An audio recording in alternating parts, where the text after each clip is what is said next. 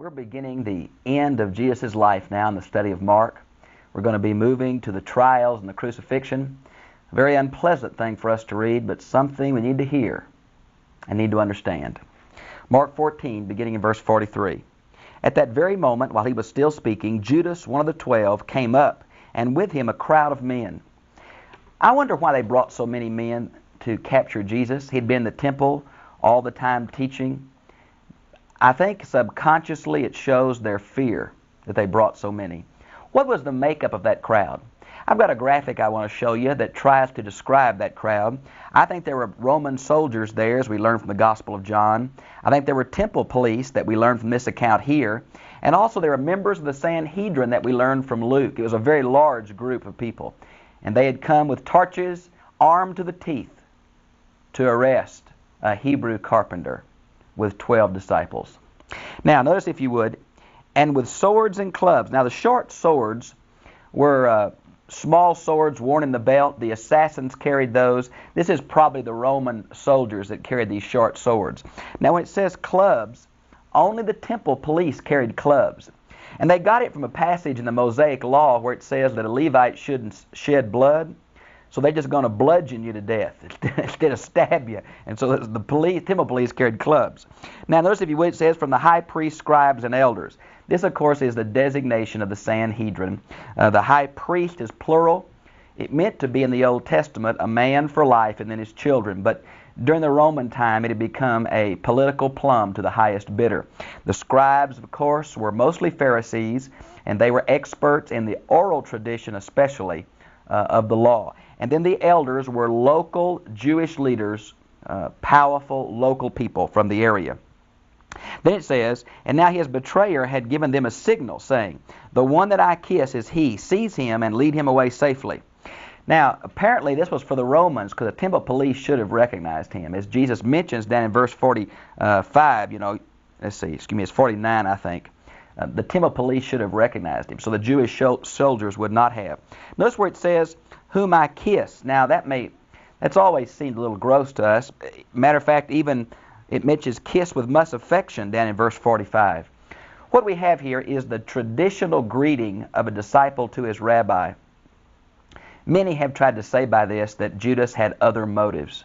They usually say, well, he sold Jesus for such a small amount, 30 pieces of silver, not very much money. He kissed him with affection. He said, don't hurt him, lead him away. I think we're reading too much into that. I don't know what's happening with Judas, but whatever's happening with Judas is somehow related to Judas being taken over by the evil one. Now, I want you to notice that when it mentions here, seize him and lead him away safely, what Judas wanted more than anything was them to take him away. You bind him, you chain him, you handcuff him, and you take him away. Now, notice in verse 45, so when he came, he went straight up to Jesus and said, Rabbi, and with much affection kissed him. Strong term, isn't it?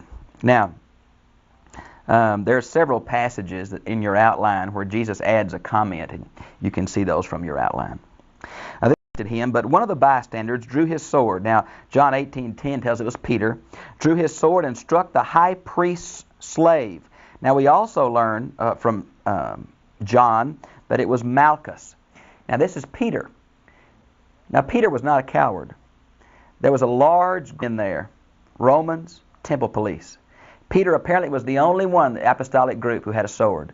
Peter was ready to die right then. And he just chopped at the first thing he saw. He was trying to cut this man's head off. He wasn't after his ear, friend. He was after his whole head. Notice what happens. Jesus tells him to put it up. Now, in Luke 22:51, I want you to picture the scene. Here are these men with torches and clubs. They found this rabbi praying. They're going to arrest him. Judas has kissed him. They've grabbed him. Peter pulls out his sword, tries to kill someone, cuts off his ear.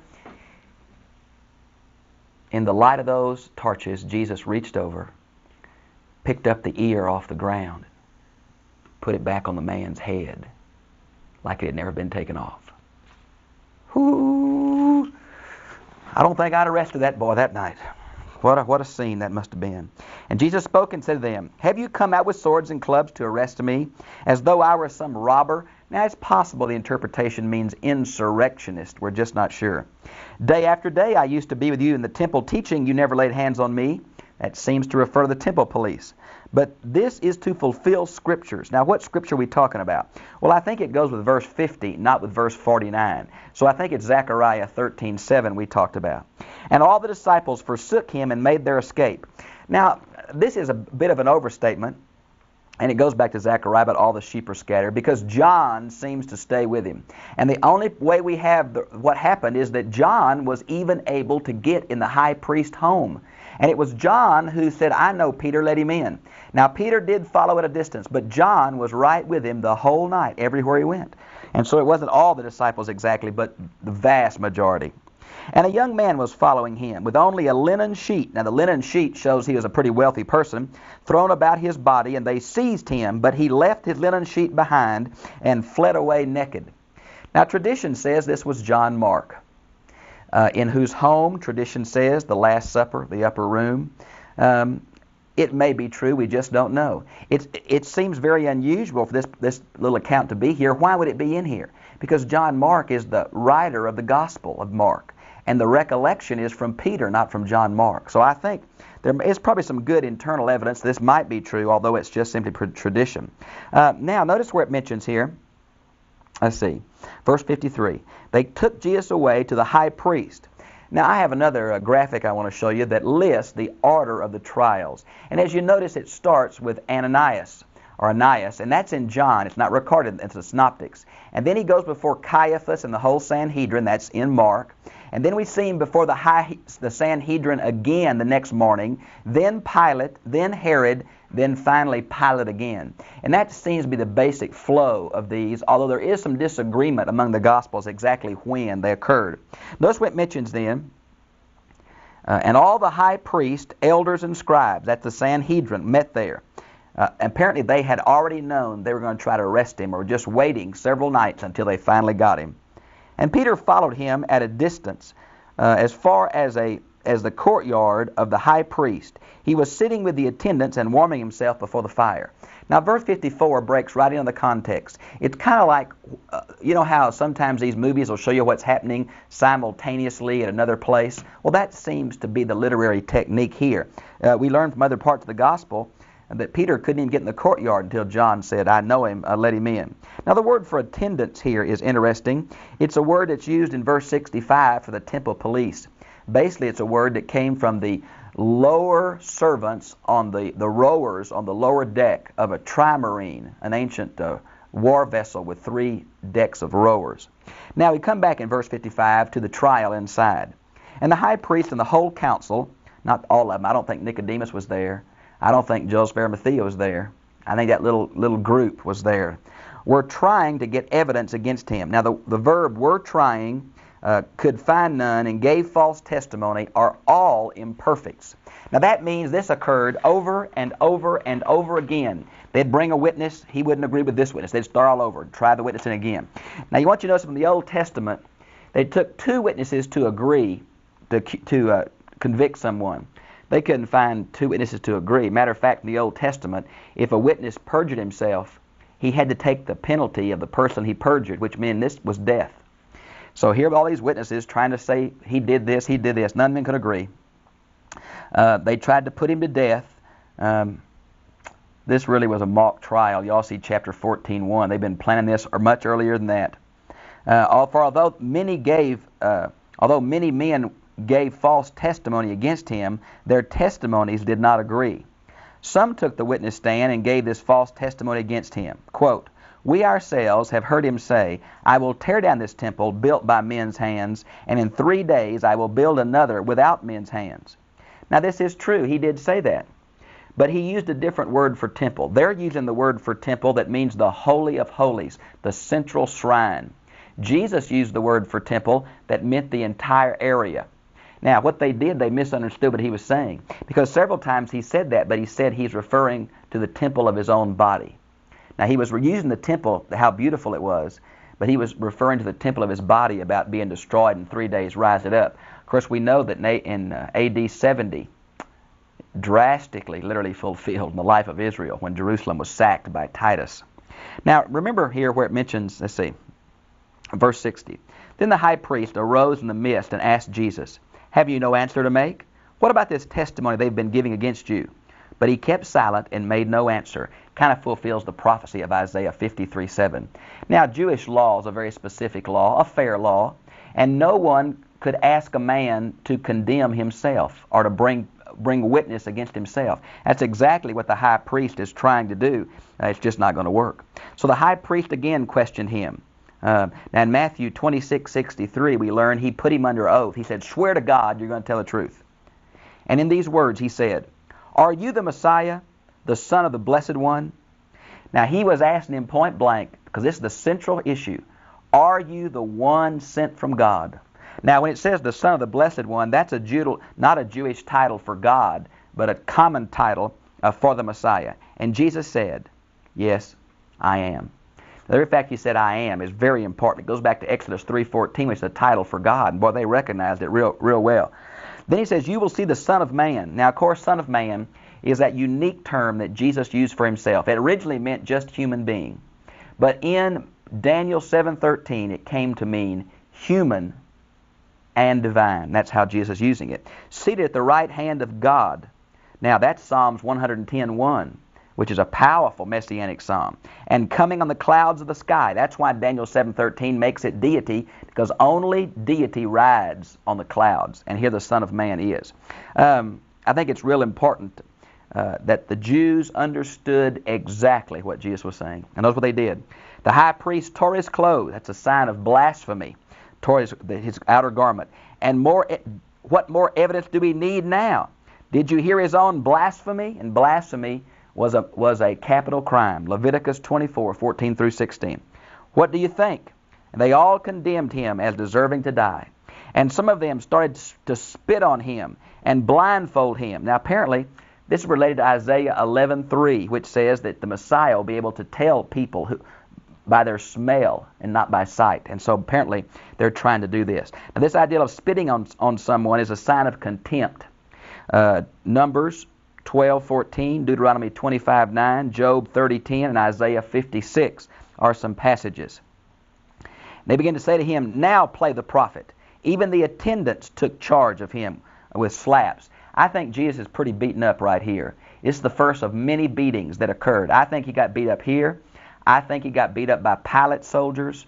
I think he got beat up by Herod's soldiers. I think that prophecy that he was unrecognizable in Isaiah 53 is based on the beatings and the flogging that occurred before the crucifixion even. Now, notice it mentions here, verse 66, we're kind of going back into the courtyard. While Peter was down the courtyard, one of the high priest's waiting girls, and we learned from John 18:17 that she was a doorkeeper, okay? Came up, and when she saw that Peter was warming himself, she looked at him. Apparently, the fire was burning, and Peter was getting his hands warm or something. The light of the fire was on Peter's face, and she said, "You look familiar. Weren't you one of his?" And listen to Peter. But he denied it, saying, "I do not know or understand what you mean." And he went out of the courtyard and was in the gateway of it. Now, apparently, he was trying to leave. Friends, he wanted out of that place, but the attendants at the gate recognized him. And the waiting girl saw him begin again to tell the bystanders, "This fellow is one of them," but he denied it again. And now we're in the last part of the denial. And again, a few minutes later, the bystanders begin to say to Peter, "You are surely one of them, for you are a Galilean too." Now, apparently, it was either his dialect. I can sure tell someone from Mississippi or from New York. They can tell I'm from Texas. So apparently his Galilean dialect, they did something with certain guttural sounds that was very noticeable. Or maybe he was wearing traditional clothes of the Jews in Galilee, not the Jews in Judea. I don't know why, but they recognized him. And he commenced cursing and swearing. Now, cursing and swearing doesn't mean saying loose terms or sexual terms like we use today sometimes. What it means is making an oath that if I'm lying, may God strike me dead. That'd be an oath. Listen to what Peter's doing.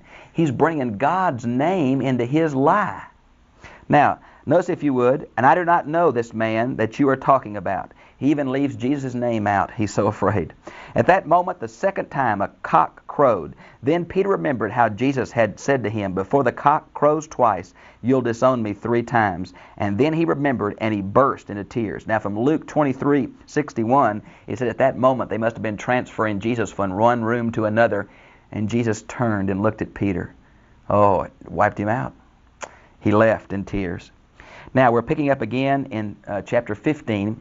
As soon as it was daylight. Now what do we mean by this? Well, in Greek it's immediately early, which means sometime after midnight. Now I think it's still dark because the Romans usually started their public court cases at dawn.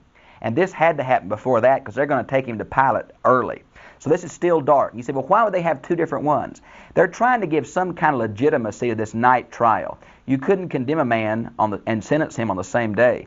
So they're trying to say we had two meetings. So they're meeting again as soon as it was daylight. The high priest held consultation. Now this consultation means to make resolution.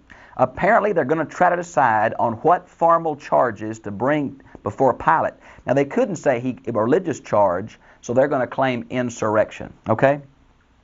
With the elders and scribes, the Sanhedrin, the whole council, after binding Jesus. Now isn't it funny? Here he is beat up. He's offered no resistance, but they're going to bind him or tie him up every time they move him around. I think again a little of the subconscious fear they had of this man who reached down and put the high priest's ear back on, called Lazarus out of the tomb, spoke, and the waves quit rushing. And they think they can do it by tying his hands. Notice it says they took him away and turned him over to Pilate. Now we don't know exactly where Pilate was. Pilate was the the prefect of the Roman province of Syria, which included Jewish Judea. His normal headquarters was Caesarea by the sea. But during the Passover season, because of the great potential for riot, many times he would come to Jerusalem with many more troops. Now usually when the high officer of the Roman army came to town, he stayed in the palace of the king. So he should have stayed in Herod's palace. But they didn't get along too well before this. So he probably stayed in the fortress Antonio that overlooked the temple. We're not exactly sure where. Now, then Pilate asked him, "Are you the king of the Jews?" He got right down to the insurrectionist charge, didn't he? In Luke 23, 1 and 2, the charges are listed the Jews brought. And Jesus said, "You say that I am." Now, that is a Hebrew idiom of affirmation. What he's saying is, you're right, that's exactly what I'm claiming. And you might well see Luke 22:70, where that is very clear. Now, let's see. And the high priest kept piling up accusations. Now, there's a real possibility that the Jews would not come inside because they would be ceremonially unclean for the Passover. Now, isn't it ironical? These Jews have no problems in planning premeditated murder with false charges, but they're a little bit nervous about entering a Roman's house before the Passover. Golly, can you believe it? Murder's all right, but ceremonial cleanliness is not. It's hard to imagine, but it sounds just like religious people, doesn't it? Now, notice where it mentions the high priest kept piling up. I really think that Pilate took him inside and questioned him privately and then brought him back outside for a moment and then sent him to Herod. Now, when it says kept piling up, means they kept saying it over and over and over and over and over again. Now, just see how many charges they are making against you. But Jesus made no effort, no further answer at all. So Pilate was astonished. Now, at that time, the feast, and of course we're talking about the feast of the Passover, Pilate usually set a prisoner free whom the people requested. One or two things are happening here. This was a traditional thing that they did every year to try to make some kind of friends with the Jews. Now that crowd that's waiting out front, it's very early in the morning. Maybe Barabbas' followers knew they were going to release somebody, and maybe they had gathered on their own. Or maybe the high priest had gathered the people who were at the trial that night. Or maybe a both, but I don't think many of the pilgrims were up this early and already in Jerusalem. They were still sleeping, most of them out in the outlying areas. Simon of Cyrene is going to be walking into Jerusalem later, and that was probably what most of them were doing. Now, notice if you would here, let's see, lost my place. But Jesus made no effort at all to answer it. And at that time, the feast, Pilate usually set a prisoner free whom the people requested. Verse 7. There was in prison a man named Barabbas. Now, Barabbas, Bar-Abbas, means son of the father. Some manuscripts say Bar-Rabbas, which means son of the rabbis. And there's even a few manuscripts that say Jesus Barabbas. but they're pretty inferior, so I don't think that's really accurate. But here is a man who's a real insurrectionist. Notice that they're going to let a man go who is obviously guilty of treason and insurrection, and they're going to kill Jesus, who is obviously innocent of insurrection. Isn't that amazing? Well, the crowd among the revolutionaries who was in there, then, I can't read my own Bible, I got so many notes, who in their uprisings had committed murder. So a crowd of people came up and started request of the governor the usual favor. Verse 9. Then Pilate answered them by asking, what do you want me to do with the king of the Jews? Set him free? For he knew that the high priest, out of envy, had turned him over to them. Pilate, the embodiment of Roman justice, knew the motives of the high priest, but was unwilling to act. But the high priest stirred up the crowd to get him to set Barabbas free for them instead. Then Pilate said to them, what then do you want me to do with the man whom you call the king of the Jews? Now, in John 19:15, the Jews made this startling statement with the high priest there. We have no king but Caesar. Friends, you just can't imagine how much they hated Jesus to make a statement like that. They hated those Romans with a passion. They believed that God only was king. And here, to get Jesus crucified, they're willing to say something like that. I want to tell you another phrase they said that just gives me cold chill. They said, let his blood be on our head and our children's. And it is. Now, notice if you would, where it mentions then, and they shouted, crucify him. And Pilate again asked, why? What has he done wrong? But they shouted at the top of their voices, crucify him. What could they do? So they became a mob. And so Pilate wanted to satisfy the crowd. He set Barabbas free for them. But having Jesus flogged, he turned them over to be crucified. Now, you ought to see Isaiah 53:3. I want to describe for you what flogging really is. A piece of wood about that long had 9 pieces of straps of leather about 2 feet long attached to the end of it. On the end of every piece of leather was a bone or a rock or some kind of metal tied in. You took a man's clothes off, probably except his linen loincloth, and you bent him over all the way, tied his hands to a low pillar or stake or something where the man's almost standing up but in a U shape. And then you put a soldier on each side, and one would hit and the other would hit. And then one would hit. Friends, these leather thongs would go clear around the body. They would knock out eyes, knock out teeth. They would rip the flesh off. It was not unusual for historical records to say that you could oftentimes see a man's internal organs through his back because all the flesh had been knocked off. Many people died under floggings. Now, everybody who was crucified was flogged. But I really believe that when you look at all the Gospels, that Pilate flogged Jesus first. Why? Because I think Pilate is really trying to gain sympathy for Jesus and let him go. And I guess he thought if Jesus was a bloody mess, maybe they'd have pity on him.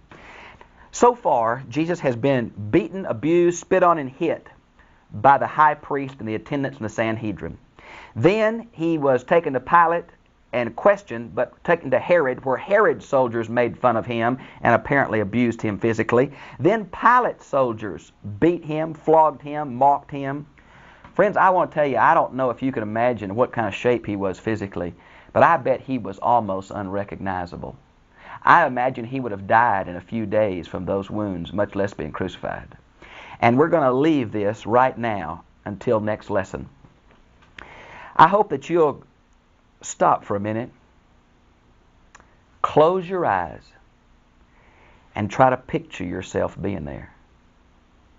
I want you to think about following Jesus to the Garden of Gethsemane, watching him fall on the ground in agony, great drops of blood, and pray the same prayer 3 times that if possible, this might pass from him.